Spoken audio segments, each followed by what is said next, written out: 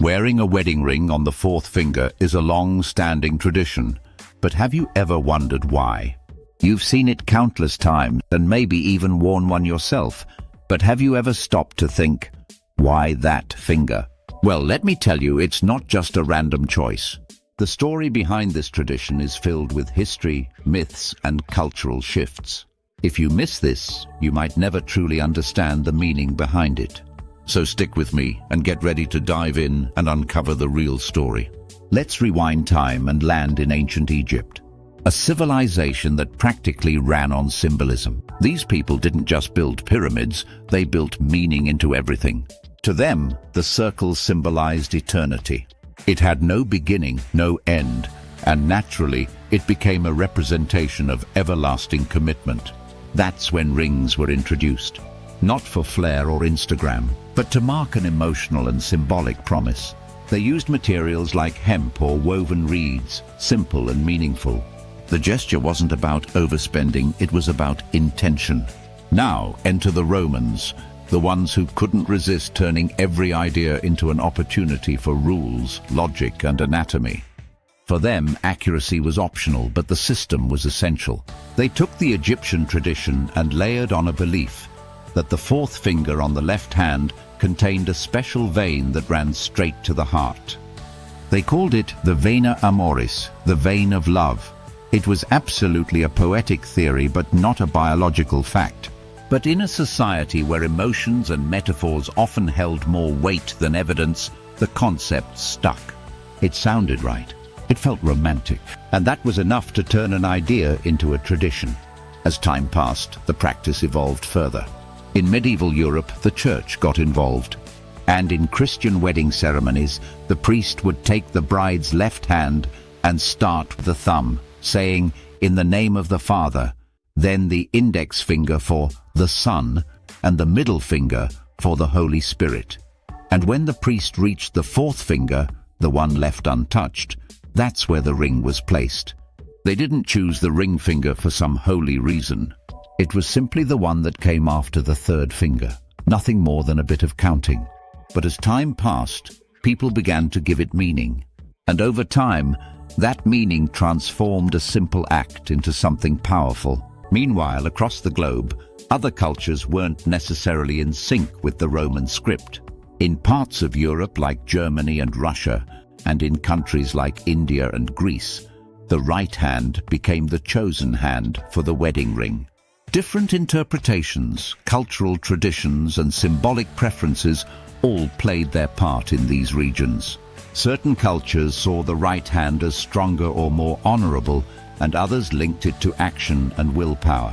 All of this added another layer to the tradition, influencing where the ring was placed. It was a customization of this tradition. Now, let's move to the anatomy that's often mentioned in these traditions. Despite what the Romans believed, there's no magical vein running directly from the fourth finger to the heart. In fact, every finger and hand has veins. There's no special privilege tied to that one finger. So, does that mean the tradition is based on a misunderstanding? Well, not exactly. Over time, what matters more than biology is the belief behind the tradition. People didn't need physical proof, they needed meaning. And once an idea is repeated long enough, across generations, it transforms into something that feels real, even if it was never scientifically accurate. The power of belief makes it meaningful, and that's why it continues to hold weight. And then there comes the psychology that is even more powerful. The wedding ring is a kind of silent statement, a way of saying, "Yes, I'm taken," without saying a word. And its placement on the fourth finger makes it even more meaningful, because old beliefs saw it as the heart's way of saying, "Yes, I do." It's a gesture so deeply rooted that even without understanding the origin, people instinctively follow it. That small band wrapped around the fourth finger speaks louder than any caption, any post, or even a romantic speech. It quietly announces commitment, attachment, love, and identity.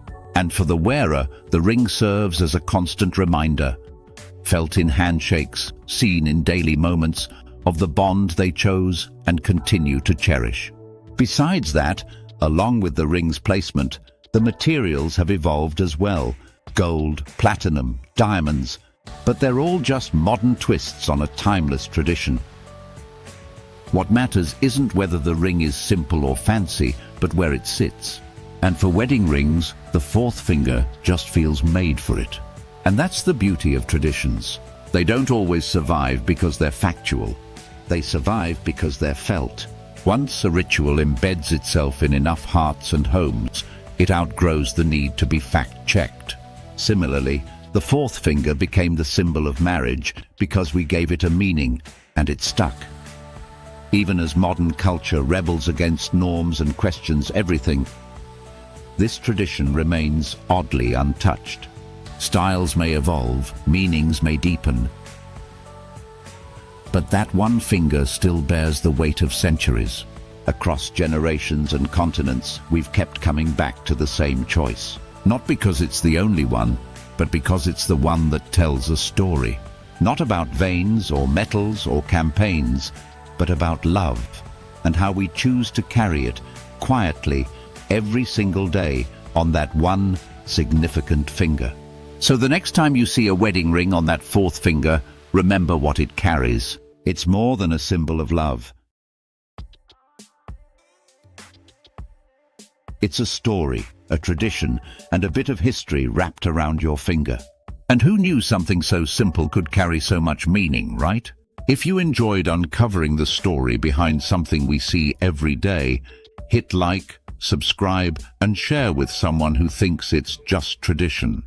They'll want to know what's really wrapped around their finger.